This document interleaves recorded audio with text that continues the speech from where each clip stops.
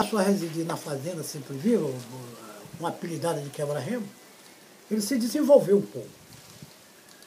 Ele se desenvolveu e depois do desenvolvimento dele, ele passou a adquirir outras propriedades. Aí pendeu por lá da praia, comprou propriedades na praia, entendeu? Como seja parte do Curuípe, ali a garagem, na Boca da Barra, entendeu? Ele teve várias propriedades, ele teve ali umas 4 ou 5 propriedades naquele setor, entre Curuípe e Caraíva.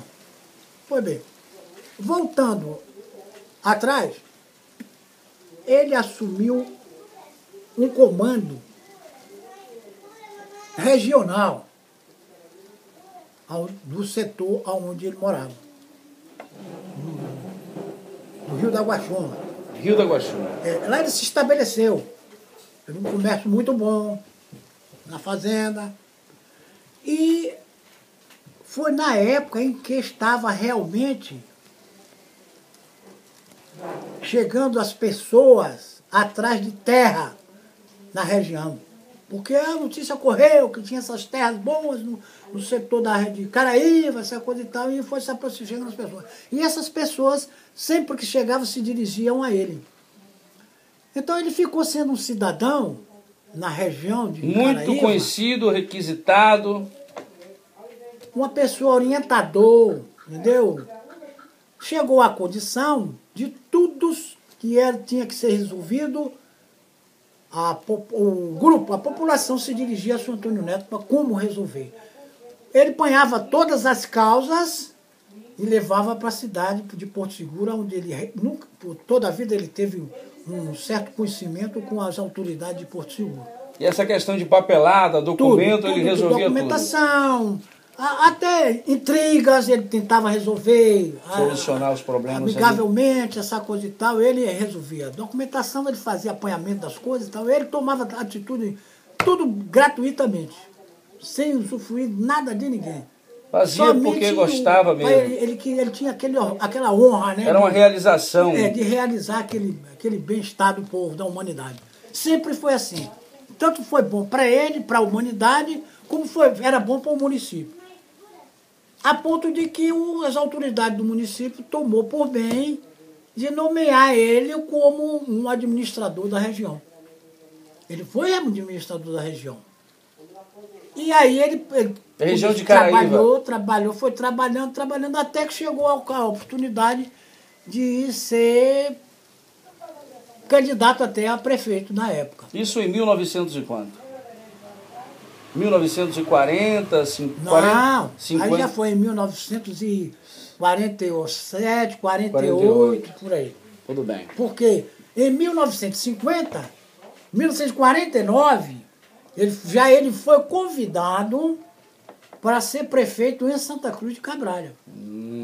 Porque a notícia correu que existia esse homem em Caraíva. Exatamente por isso. Um conhecimento pelo desenvolvimento dele, onde ele estava residindo, chegou aos responsáveis por Cabralha que o Antônio Neto está numa condição mais ou menos, Antônio Neto é uma pessoa muito importante, filho daqui da terra, essa coisa e tal. Fizeram uma reunião interessante e até que fizeram o convite para que ele fosse ser candidato a prefeito lá. O senhor lembra com que idade ele se tornou prefeito? Como ele nunca deixou Santa Cruz de lado, porque apesar de todos os movimentos que ele fazia fora de Cabralha, ele nunca deixou de Cabralha de lado. Ele sempre voltava a Cabralha, entrosava na vida de Cabralha, enfim, ele nunca deixou Cabralha de lado. E assim sendo, o povo achou por bem, sabia muito bem que se tratava de uma pessoa competente e tal, e ele deu testemunho disso. Chegou à condição de... Ele aceitou a proposta. Ele aceitou o convite. E aí, ele tinha que idade, o senhor lembra mais ou menos? E aí transferiu novamente a residência para Cabralha. Aí ele resolveu, transferir sua residência com uma condição diferente. Ele saiu de lá em dificuldade, mas já chegou com uma situação financeira regular, de média para regular, essa coisa e tal, tudo bem. Então ele enfrentou a campanha, e ganhou a política. Aí se elegeu prefeito em 1950. E ele tinha qual idade na época? A idade dele? Na época ele estava com 45 anos. 45 anos. 44 para 45 anos. 44 para 45 anos de idade. Certo. Fez uma administração. Eu não vou Ele ficou quanto tempo no cargo? Naquela época eram 2 anos? Eram 2 anos naquela época? Eram 4 anos. 4 anos, né? 4 anos. Certo. Ele foi o prefeito que trabalhou, fez alguma coisa. Foi para a eleição ou foi escolhido? Ah, não, voto. Houve a eleição, não, voto ali? Voto disputado Disputado eleição mesmo. popular. O senhor lembra quem foi que disputou com ele? Lembro. Disputou um cidadão por nome. Até parente, era parente dele, até Belmiro. Você ouviu falar era até da família Almeida também. Belmiro, era irmão do Major Nelson. O Major Nelson, era até aparentado também. Nelson Ponte. Certo. Ele ganhou do Belmiro. Arthur Peixoto foi candidato também. Foram 3 candidatos na época. Foram 4 candidatos. 4 candidatos. Na época. Então, Antônio Neto, Belmiro e Arthur Peixoto e o velho Pontes. Velho Pontes. Então, 4 candidatos. E ele derrotou os 3. Ele derrotou os 3. A votação dele venceu pelos 3 candidatos. Lembra a quantidade de votos? Possível lembrar? Olha, na época, a votação de meu pai, a eleição, foi 2.500 votos. 2.500 votos. Então a região já era bem populosa, né? 2.500 votos. Porque tinha Gabiarra, né? Gabiarra já tinha Ponto Central. Até uma votação um pouco de lá de... Foi uma votação expressiva, né? Dado a quantidade de candidatos. Exatamente. Foi muito boa. Boa. Ele venceu para 3. Venceu para 3. A votação dos 3 não cobria a votação dele. Agora, mais uma pergunta. Aquela época, existia o prefeito, o vereador, tinha salário? Como funcionava? Olha, o prefeito tinha um saláriozinho para ajuda de custo, né? E o vereador não tinha nada. O vereador, ele trabalhava mesmo... Trabalhava de graça. Ele também foi vereador nessa época, né? Certo. Isso já foi na década de 70, né? Certo. O senhor vai me falar sobre isso também. Sim, então ele assumiu o mandato de 1950... A 54. A 54. Depois de 54, ele ficou um tempo afastado. Olha aí, essa fotografia que eu estou lhe mostrando aqui, por exemplo, foi em 53. Em 1953, em metade do mandato dele. Em metade do mandato. Ele foi... A estrada de Cabralha a Porto Seguro. Eu vou chegar lá. A estrada de Cabralha a Porto Seguro, foi ele que ajudou a fazer? Eu vou falar a verdade aqui para você. Eu não tenho vergonha, hoje um cidadão de 80 anos que tenho, não tem vergonha de dizer a qualquer pessoa que tive meu pai como prefeito e como administrador do município. Porque hoje eu ainda posso mostrar os pontos principais do desenvolvimento de um município, que é as vias, artérias e estradas de rodagem. Porque o primeiro carro que entrou na cidade de Santa Cruz Cabralha foi por intermédio de uma estrada de rodagem que o meu pai Antônio Neto construiu dali, saindo de Cabralha a sair no quilômetro 16, onde é instalada a Semprac, o escritório da Semprac. Aquela estrada ali, você entra ali e vai sair no bairro em Cabralha, Capitão Luiz. Sai no bairro Capitão Luiz, onde mora a família do meu irmão, Percival. Então, de Cabralha, passa em Coroa Vermelha? Não é aquela estrada, não. Por dentro. Por dentro, então tem que atravessar a balsa. Quase que uma linha reta. Atravessa a balsa, não é isso? Não tem balsa. É por onde ali? De Cabralha, vem pelos campos. Em busca da estrada de Porto Seguro, Eunápolis.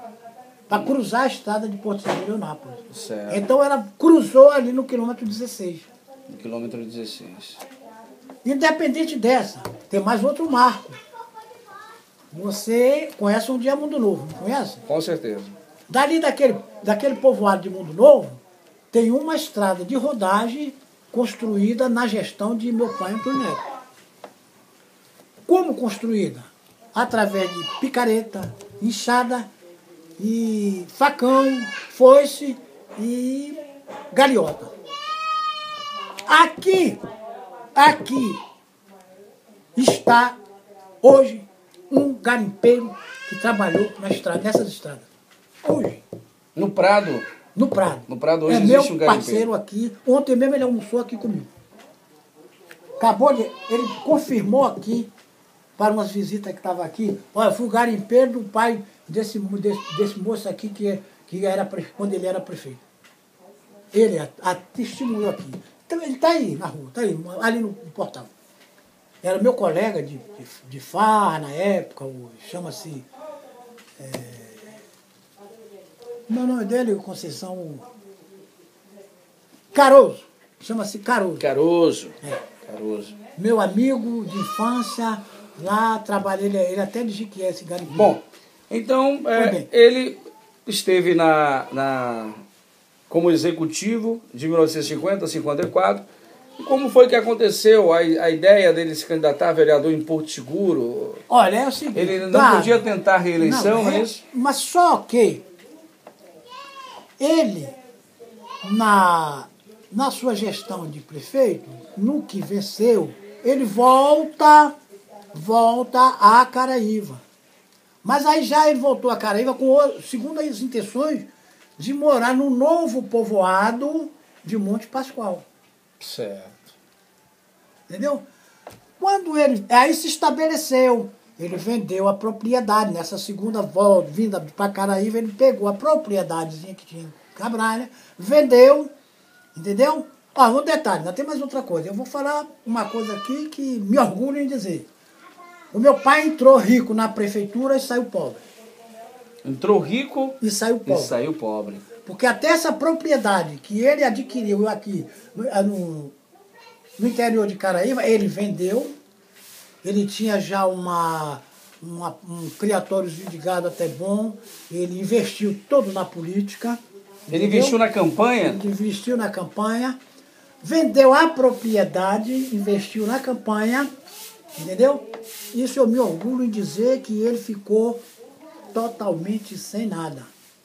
Somente com o patrimôniozinho que era a fazendinha lá em Cabralha, porque essa mesma era em meu nome e em nome de meu irmão Reinaldo. Agora a ideia de ser prefeito era que ele queria, era um status. O que levou ele a vender a fazenda dele, vender as propriedades para se tornar prefeito? Não, na realidade é o seguinte, que ele se empolgou. Ele se empolgou de tentar fazer alguma coisa na terra onde ele nasceu. Ele aí levou aquilo afinco, né? Ele tinha aquela honra de eu vou fazer alguma coisa por minha terra, essa coisa e tal. Como isso aí é o ponto principal, o marco histórico da administração dele. Entendeu? É essas estradas que realmente levou o progresso. E se alguém sabe, conhece, e olha, nós temos testemunha disso vivo ainda lá em Cabralha, que foi secretário dele, o secretário municipal de administração até hoje não é vivo.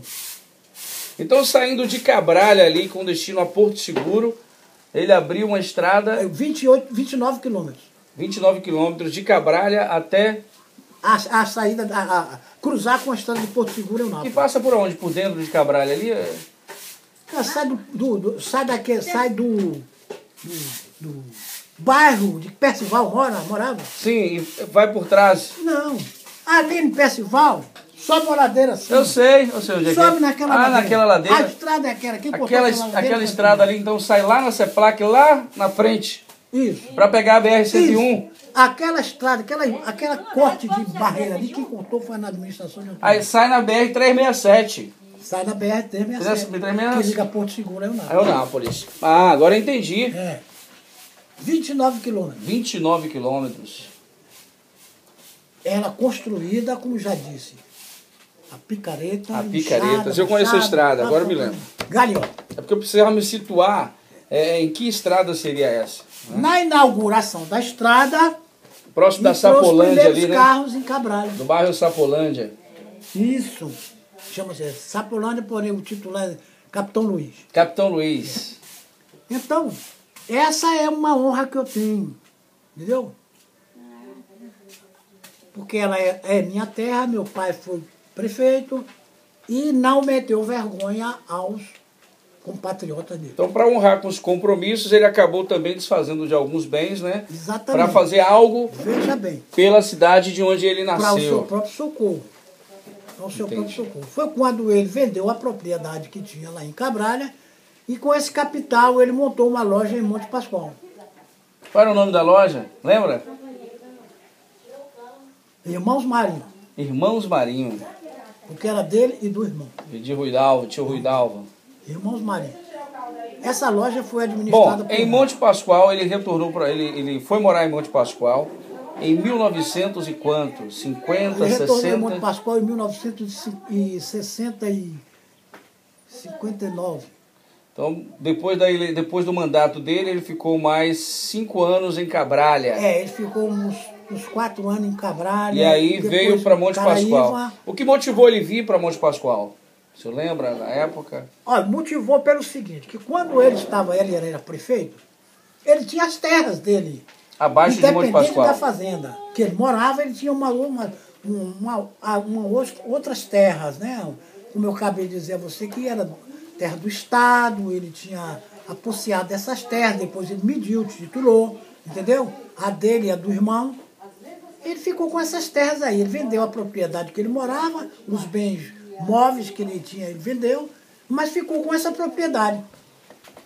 E aí ele vindo para Monte Pascoal, primeiro ele foi morar na roça, ele tinha uma loja, a loja, eu fui administrador da loja, eu administrava a loja, e ele na roça, na nova roça. Era o quê? Seria naquela rua principal ali, Rua Vereador Nascimento? Rua Vereador Nascimento, ali que era a loja. Ele tinha ali uma loja montada de calçado, tecido, roupa feita não, porque na época ninguém vestia roupa, não comprava roupa feita. Não comprava? Não, tinha que vender, comprar o tecido. Comprar o pano para mandar confeccionar. Mas calçado, ferragem, louça, miudeza, tudo ele tinha. Era uma loja de diversos. Um bazar. Bazar. Verdadeiro bazar. Certo. Pois bem, aí então, ele pôs em prática novamente aquilo que ele se dedicou à administração pública, né?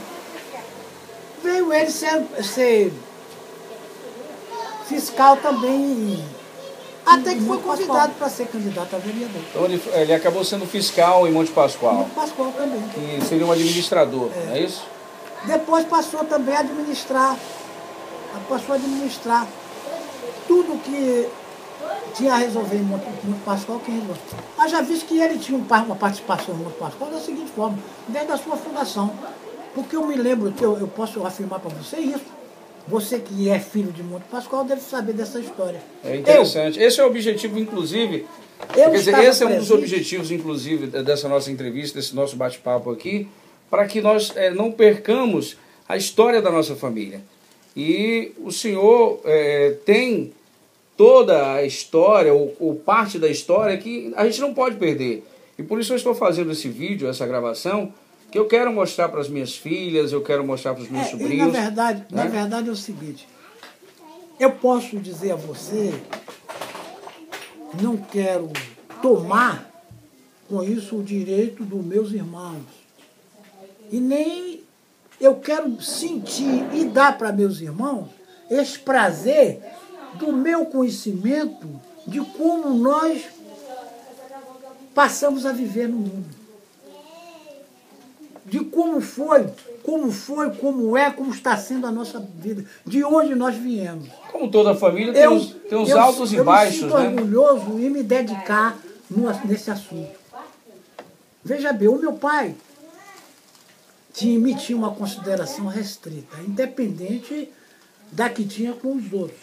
Mas eu posso afirmar para você... Questão de identificação. Exatamente, eu posso afirmar para você que o meu pai se sentia orgulhoso em ouvir a minha conversa. Assim como eu sinto. Muito obrigado. Pode ter certeza, de coração. Pois bem, e eu tinha aquele interesse de vigiar o passado, como ia se passando a vida de meu pai, até ponto de que eu sou o terceiro filho e ele chegou a entregar as responsabilidades próprias dele para mim. Passou até a me chamar de meu mestre. Meu Deus. é testemunha disso. Passou a me chamar, me apresentava, esse é meu filho. E além de filho, o senhor foi para ele um amigo, um companheiro e um conselheiro. Um conselheiro. Eu era um alentador na vida do meu pai, na velhice do meu pai. Ô Sérgio, você é capaz de pensar como eu alentava meu pai na velhice? Eu imagino. Vou falar para você uma pequena passagem. O meu pai passou a morar na minha casa. Então eu tinha por obrigação, a necessidade de sair para a rua, eu era obrigado a deixar ele só em casa com minha esposa, minha ex-esposa. Quando eu chegava, encontrava ele cabisbaixo, né, pensando e tal. Eu batia na testa dele, Neto, vamos conversar?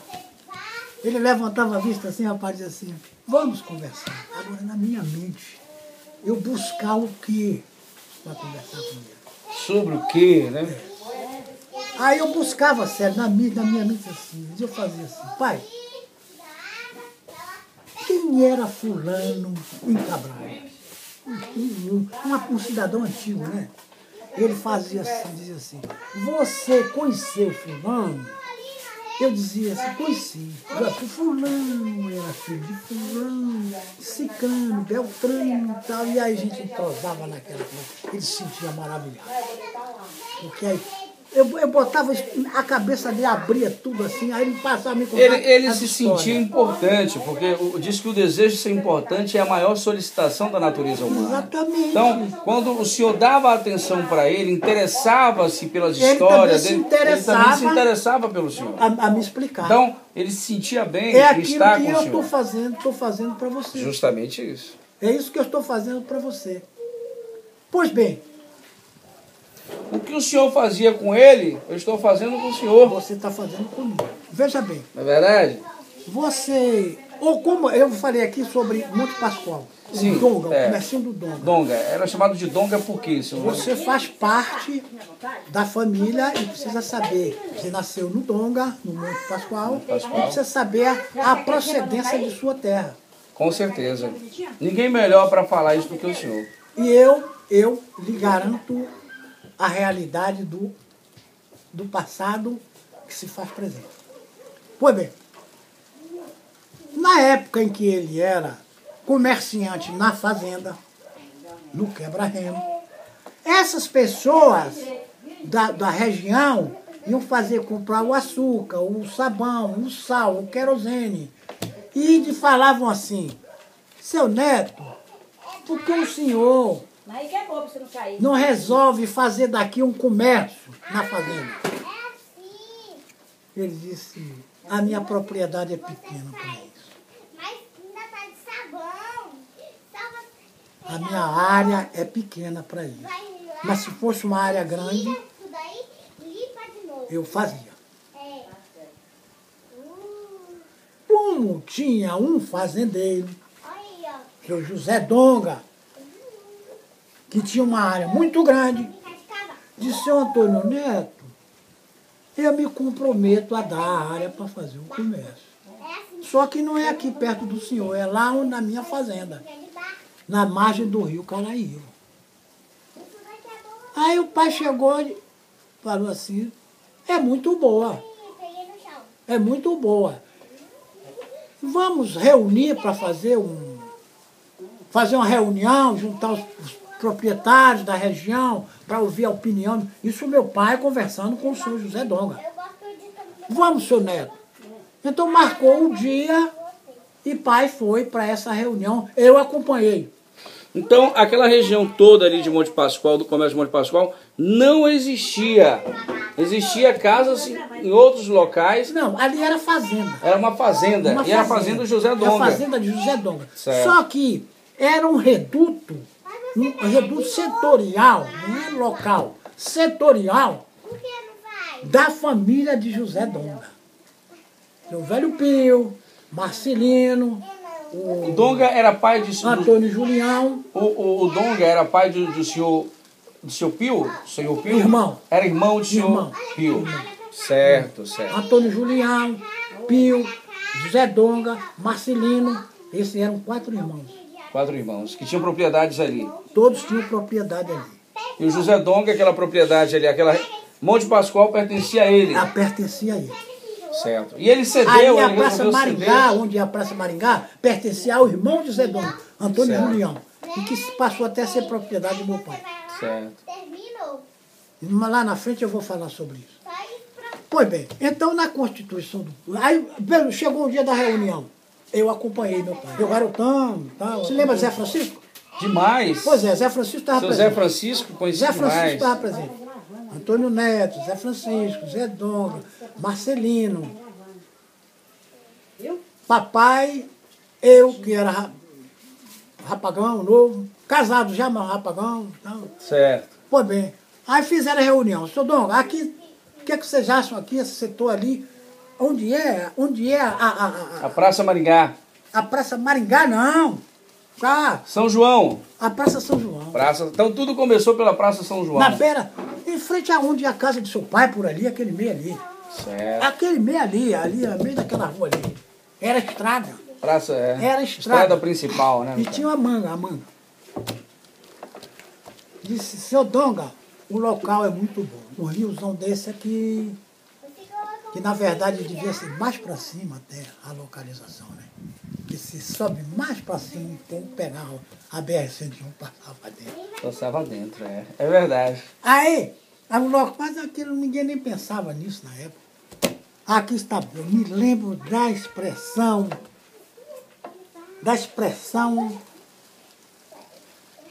do Joelho Zé Donga.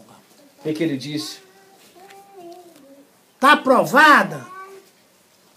Está aprovado o local? Está aprovado. Já que o local está aprovado, quem quiser fazer suas casinhas pode começar a fazer. O Zé Donga falou. Ele deu. Deu, dado. Depois a gente limita a área. E nunca foi limitado. Foram fazendo. E nunca foi limitado. Só foi limitada depois que o Isidorinho foi prefeito. Aí foi que foi limitar a área do povoado.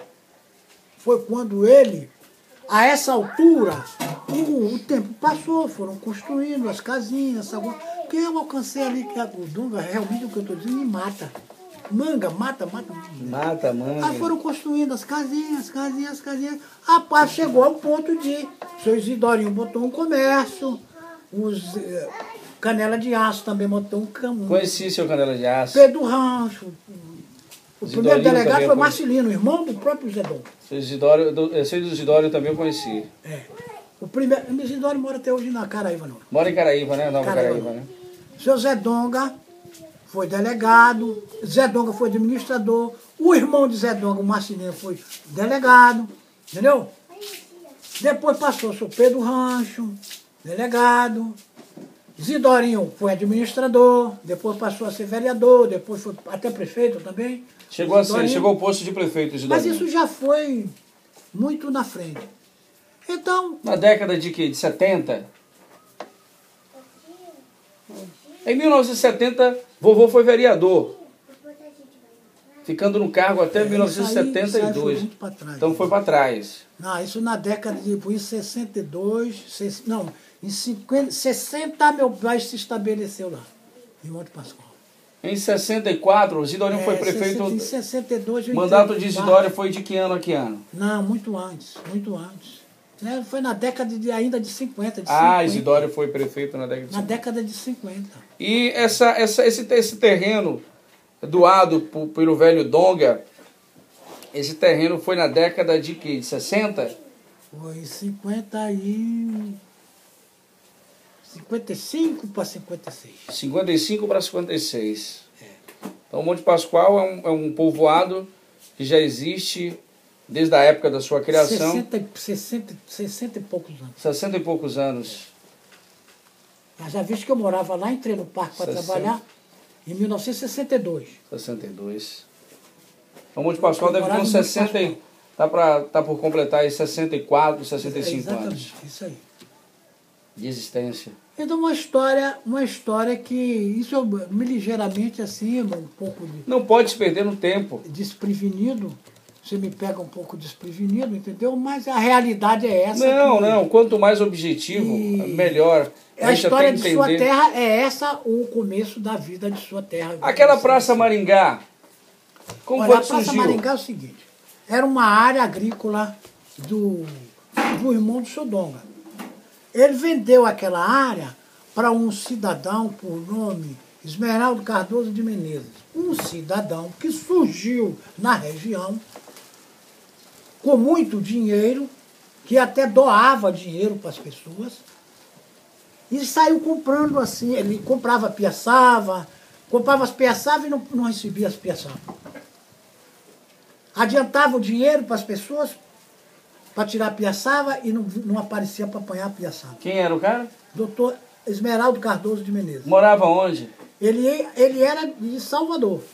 Viajante, né? Não, ele era um empresário. Um empresário. Comprava a piaçava, não aparecia, pagava mas não vinha buscar a piaçava. E aquela propriedade ele acabou comprando. O que acontece? Ele fez na fazenda de meu pai um depósito da piaçava, de piaçava. A Praça Maringá pertencia a vovô? Peraí, escute bem. Não vou chegar até lá. Certo, ok. Ele comprou aquela propriedade de Antônio Julião, que é o setor principal era Maringá. Ali era a sedezinha do terreno da fazendinha. E desapareceu. Foi embora e nunca mais voltou para receber o dinheiro que tinha financiado. Em 1960, alguma coisa? Não. Não, em 59. 1959. Então ele desapareceu, ele veio, fez essas compras e desapareceu. Desapareceu. Ninguém sabe do paradeiro, se morreu. Sabe quando foi que eu vi esse homem? Quando eu vim ver esse homem, 62, 63, 64, 65. Em 1966. Onde? Em Salvador. E aí sabe onde eu me encontrei com ele? Na minha repartição. Ele era padrinho do meu irmão Simval. Que encontro, rapaz. Lá em Salvador? Lá no escritório, na entrada do gabinete do delegado do Ibama. O senhor, IBDF, na época, era guarda florestal do IBDF? Guarda florestal, nativa. Nativa? Eu fui lá em Salvador, na repartição. Na década de 60. Resolver qualquer assunto. Uhum. E quando eu passei, aliás, eu estava sentado lendo um jornal, no corredor, quando passou aquele cidadão. Quando ele passou pelas costas, eu conheço esse moço. Rapaz, que coisa. Já tinha uma média de mais de 20 anos que não via. Isso já era década de 80? Não era em 60. Aí já era para 80, 76 por aí. Quase 80 já. Quase 80. 20 anos, né? Aí eu conheço assim. Ele passou por mim. O senhor bateu no ombro. Ele entrou no gabinete, entrou na sala, que dessa sala passava para o gabinete. Eu fui atrás dele. Quando cheguei na sala, estava ele sentado, lendo um jornalzinho assim. Aí me veio toda a fisionomia dele, eu bati no meu. Diz, eu conheço o senhor. Ele disse, como?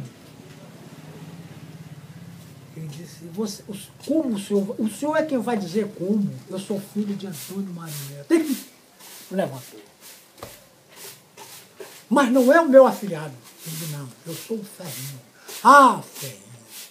Rapaz, doutor, a gente chamava ele doutor, né? Doutor Esmeraldo. Mas, doutor, que coisa, que satisfação. Mas me deu um abraço assim. Ó, esse é o seu abraço do encontro. Esse outro você vai levar para meu compadre, Antônio Neto. Como vai ele? Aí eu me sentei com ele, aí abriu o chão para conversar mais ele. Ô, rapaz. Que coisa boa. Doutor, isso nunca mais apareceu. As coisas mudaram, aquela região está dessa forma, assim, aquilo ali que era do senhor. Porque a Maringá realmente era dele. E quem tomou conta da Maringá quando ele foi? Bem, de lá ele mandou uma procuração para meu pai. para fazer... Procuração em causa própria. Em causa própria para papai. Legalizadinha. Então, pai praticamente ficou sendo dono daquela propriedade. Porque ele mandou a procuração para pai em causa própria, para poder escriturar para si mesmo. Para ele mesmo podia escriturar. E o que foi que vovô fez? Assunte bem. Pai ficou de posse dessa propriedade. O que aconteceu? Foi quando o seu Isidorinho Se tornou prefeito. assumiu a prefeitura e aí assambarcou. Sem nenhuma indenização para dar propriedade. Então, Isidorinho acabou tomando da mão de Tomou vovô para prefeitura, para o povoado. o povoado. É tanto que, na época, eu tinha até uma rocinha. Uma rocinha. Na Praça Maringá. Na Praça Maringá, na margem do rio. Mandei fazer uma rocinha ali, plantei feijão, mandioca, essa coisa e tal. E abri, a estrada passava, onde eu fiz a roça, passava a estrada. Eu aí abri outra estrada, onde ela hoje é localizada, a BR, a estradinha. Então a estrada passava quase beirando o rio. O rio. Eu isolei. Aí subia, que seria aquela rua da Imbel. Exato. Eu isolei a estrada de lá, porque foi onde eu fui fazer a cerca. E mandei abrir uma estrada cá em cima, onde ela hoje é. Como lugar. Mandei abrir que dava para passar até carro. Na época não tinha, mas dava para passar até carro, né? E realmente é larga é bem larga. Aí seu né? Isidorinho não aceitou. Aquela rua ali é bem Não larga. aceitou. E aí? Criou uma briga, mas quase a gente foi pro Cabo do Revólver. Ele queria continuar passando por Não, lá? ele continuou. Continuou, eles eram o prefeito. Que briga eu ia abrir com o prefeito, mas nós tivemos feio. Viu, feio? Ele e o agremessor. Ele era muito amigo de um agremessor que chamava-se Juvenal, e ele entregou essa responsabilidade ao agremessor para não deixar, porque quando foi fazer a medição, ele realmente botou a propriedade dentro da área do povoado do município e botou o próprio agremessor como responsável pela liberação da área, né? Ele deu essa Para preparar toda a documentação, né? Na época ele tinha autoridade para isso. O que aconteceu? Nem um centavo a prefeitura indenizou ao proprietário daquilo ali. Perdeu o doutor Esmeralda e perdeu o Antônio Neto. Não tinha documento nenhum. Somente a procuração? A procuração. E o documento que o doutor tinha algum documento? O doutor tinha um documento. O meu pai também tinha documentação. Meu pai também Uma tinha cópia da documentação, mas ainda assim... A documentação, você sabe, pai era meio desorganizado, né? Para esse negócio de documento. Ele guardava aquele documento, muita gente mexia. No dia, tocaram muito fogo, depois que o pai faleceu, tocaram muito fogo naquele... Inclusive, o seu próprio pai tocou muito fogo no bagulho, aquele bagulhado de documentação do papai, sabe? Só aproveitei alguma, aquela que estava dentro do cofre, né? Eu aproveitei, ainda tem até alguma, onde ficou realmente uma documentação daquele terreno que tem lá na... Do lado do cemitério. Pois bem, mas essa é uma história que não foi um capital, pai não perdeu nada, porque não investiu, na verdade ele era um procurador. Quem perdeu foi o doutor, Quem né? perdeu foi o doutor. Só que o doutor perdeu não só aquela, com essa fazenda Cruz do Ouro, por exemplo, ele comprou a fazenda Cruz do Ouro e abandonou. Essa fazenda Cruz do Ouro que tem ali de Monte Passo, de Itamaraty para lá. Não tem um setor que chama Cruz do Ouro? Certo. Pois é, era uma fazenda muito boa, produtiva de cacau. Ele comprou aquela fazenda e nunca veio tomar posse da fazenda. Eu até perguntei, no dia que eu encontrei ele em Salvador, eu falei, doutor, e a fazenda Cruz do Ouro? Ele diz, aquela fazenda eu abandonei. E daí? O senhor não vendeu, não vendi. Abandonei. E aquilo lá hoje está diferente. Ah, eu sei. E quem foi que tomou posse daquilo ali? O que eu vou fazer? Sem documento nenhum. Hoje quem é dono é o Sem Terra, né? Hoje é do Sem Terra. Ficou uma área do Estado. Ela voltou para o Estado. Voltou para o Estado, porque ninguém tomou paternidade ali. Não pagou mais imposto, nem nada. E eu uso capião do pessoal, essa coisa, então É verdade. abandonou. Então, o acesso da Praça Maringá até ao trevo, quem deu início foi o senhor. Olha, não, ali era dividido em duas propriedades. Não, o senhor que criou aquela estrada, A abertura ali, né? Nos limites da Praça Maringá com a fazenda do Velho Jacinto, do Velho Jacinto, que hoje pertence Olival Couvre? ao couve, entendeu? Entre aquele setor de couve para chegar na ladeirinha da Maringá, para vir para o centro de Monte Pascoal, aquela estrada ali foi eu quem abri. Eu quem abri. Paguei para abrir e até ajudei de próprio punho. Eu tenho uma participação muito grande em Monte Pascoal. Também, modéstia à parte, eu fui ilustrado em Monte Pascoal, porque eu fui considerado uma das pessoas mais capazes que residia na época, e tomei até uma certa posição do meu pai, eu tomei.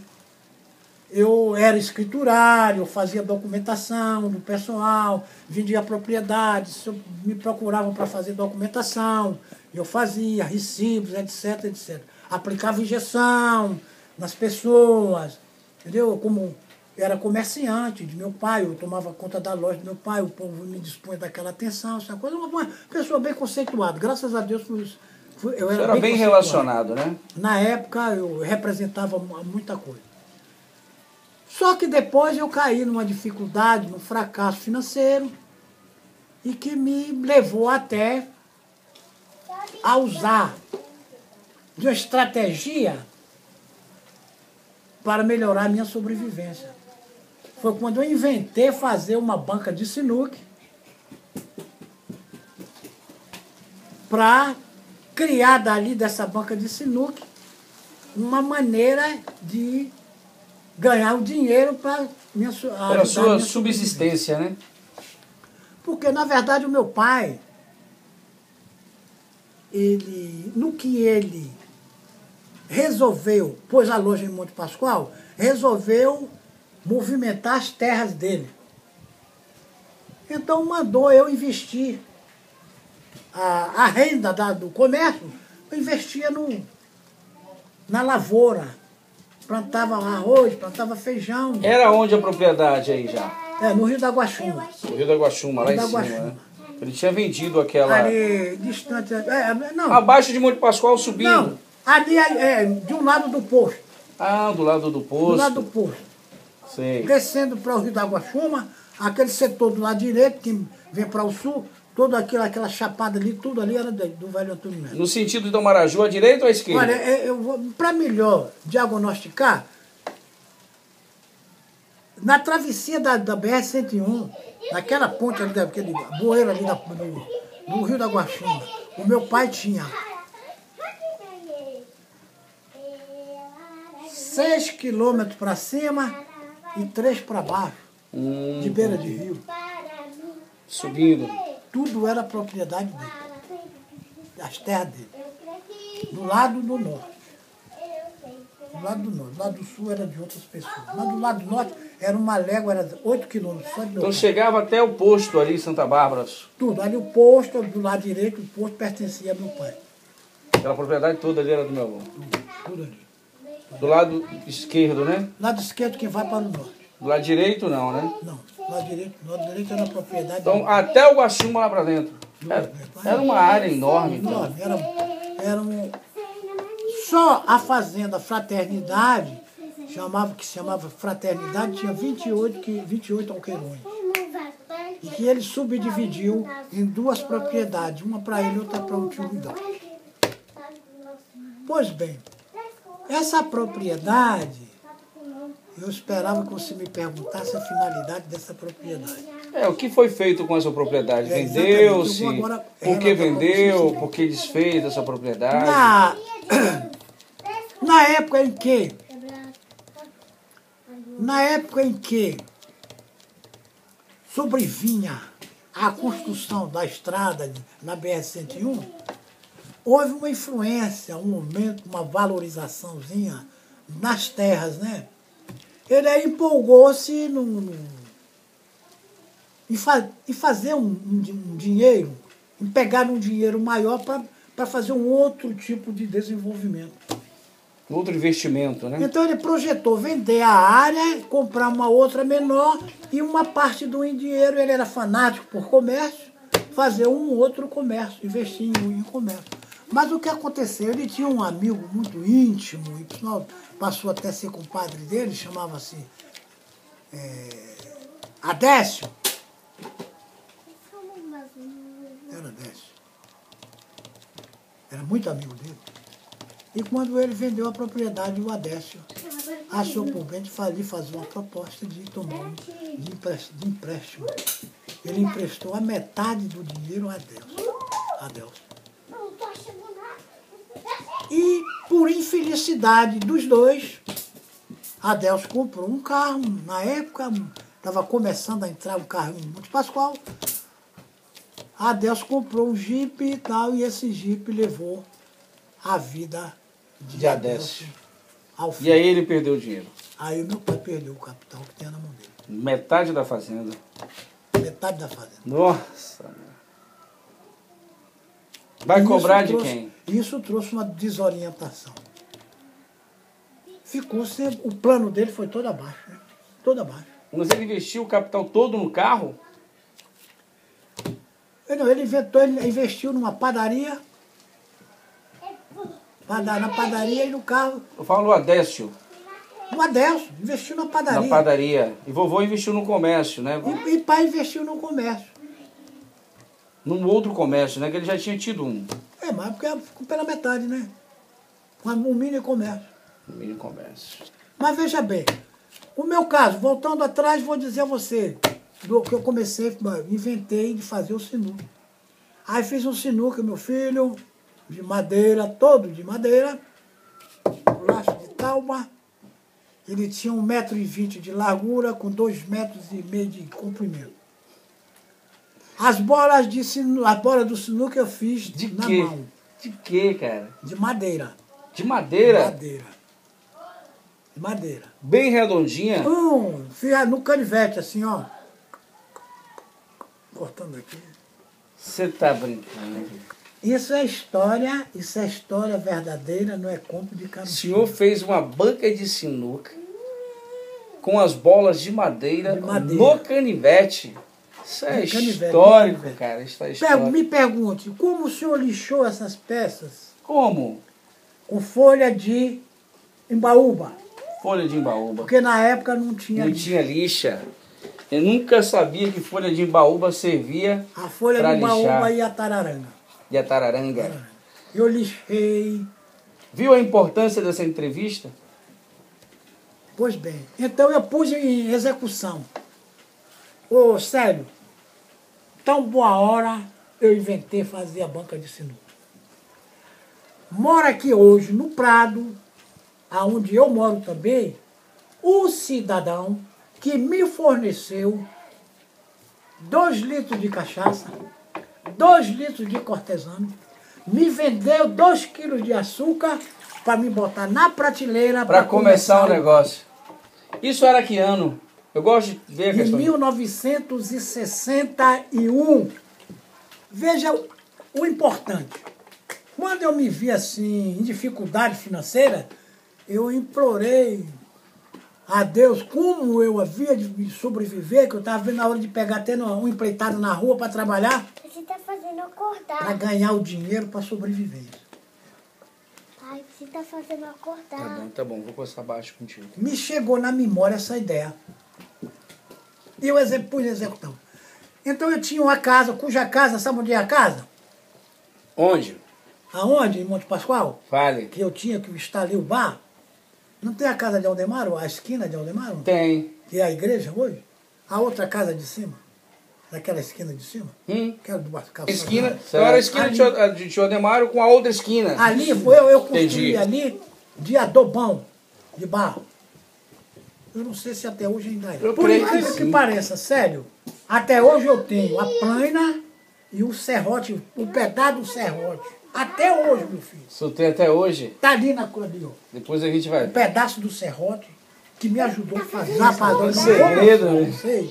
Porque o que eu estou fazendo eu não tenho bem consciência. Tá saindo devagar aqui. Eu estou indo devagar aqui. Se der certo, vocês vão ver. Se não der, vocês não vão saber o que é que eu estou fazendo.